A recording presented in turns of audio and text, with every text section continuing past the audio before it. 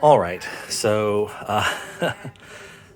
on the continuing tour, this is the most complicated shelf of it all. Has by far the most games on it. So let's just dive right in. Over here, I have Battle Wizards, which is one of our absolutely favorite games to play as a group. Play it all the time. I've got two of the expansions, and I've never actually played them because we always just end up playing the base set because it never fails.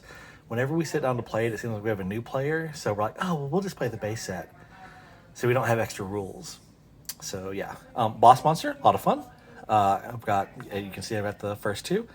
Really enjoy that. I've played it 3 or 4 times. Would love to play it a lot more. We're gonna skip over to here. Kind of hard to see. These are games that I at one point thought about getting rid of, and then finally was like, no, damn it, keep them till you at least play them once. I won this this is Vampire Dark Influence. It's a Vampire the Masquerade game. I got it at a concert, weirdly. These two are Warhammer games. This is a Cthulhian game. This was a Kickstarter I backed, but it's a 2-player game. WrestleNomicon. Oh, it looks so cool, but 2-player game. Never get to play them. Story of my life. This one, Heroes of Graxia, is a deck builder. I was really excited to get it, and then kind of looked at it and was like, I don't know. I just didn't really like the cards, basically. I mean, the quality was fine, but it just didn't catch my interest like I thought it would. And then this one is just a weird little game that I picked up at Dragon Con. And I've just never played, but looks interesting, so I decided to keep it. Oh man, so let's come here. Werewolf, great party game, but you really need like at least 10 people, and really like the more the better. This is a game I just got in as a Kickstarter. Really excited to give it a go. As you can tell, I love anything kind of Cthulhian, and especially nautical. So yeah. This was a game I got at like Kohl's or something. Super simple game, fun. You can play with kids. Takes like 2 seconds to learn how to play. Necronomicards. This is great, kind of a card matching kind of game. Great art, lots of little tweaks to it. Absolutely love this game. Hopefully we'll get to play a lot more. I've played it, I think, 3 times now, and I love it every time. This was a Kickstarter I backed.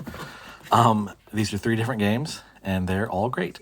Let's Dig for Treasure. We play all the time, especially it's one very easy for the kiddo to pick up, and she enjoys it, so we play that a lot. Let's Summon Demons is a lot of fun as well. I have a blast every time I play it. Don't Talk to Strangers. I like it, but no one else seemed to like it, so we don't play that one. And then these, so to make room, I took games that would fit in these little bags and put them in little bags. So there's Legends Munchkin, Cthulhu Munchkin, Building an Elder God, which was a game I got at Kickstarter that's a lot of fun. Wild West Munchkin, Resistance. Resistance is a good party game, 3 to 8 players. We've played it a number of times.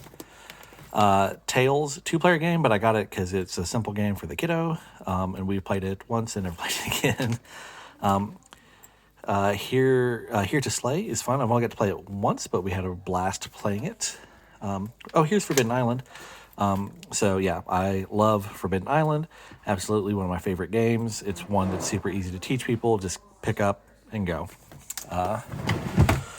This box, this is like my Magic cards, mostly some Keyforge cards, tarot cards, mostly cards. Let me set this down. Oop. Don't throw up. All right. We've got this, Murder of Crows, a lot of fun. The kiddo loves it. Don't Be a Dick Dick was fun to play once. Gloom, love Gloom, who've played it many times. Want to get some expansions, but just have never got around to it. How to Kill a Spider is, I've never played it, but a friend of mine made it. I say friend, an acquaintance of mine made it. Grave Robbers from Outer Space is one of the first games I ever got like this. I've had this game since high school, and it's one of my absolute favorites of all time.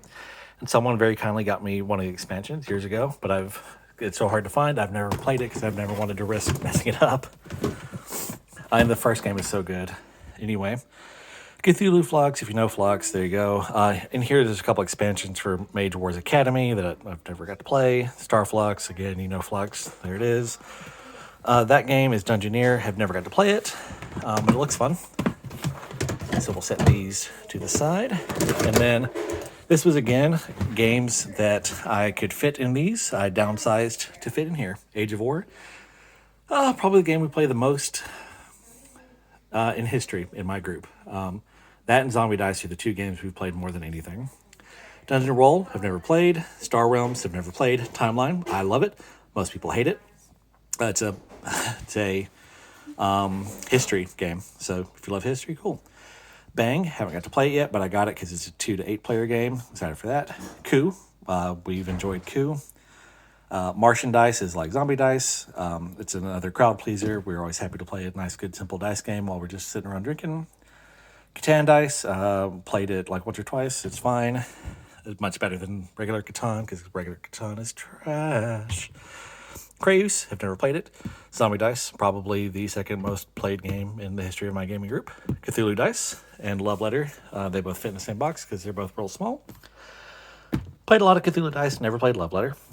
Epic Card Game, have never played. 2-player. Dragon Slayer, I think I've played once.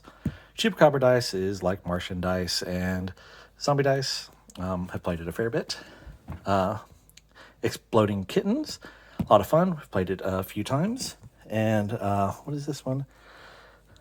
Oh, Pass the Pigs and Spam Dice.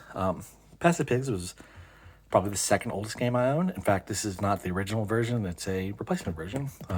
Love it. So yeah, that's the the busy shelf. And honestly, it's the shelf that we use the most. This is where the games we play most commonly are. So yeah, there we go.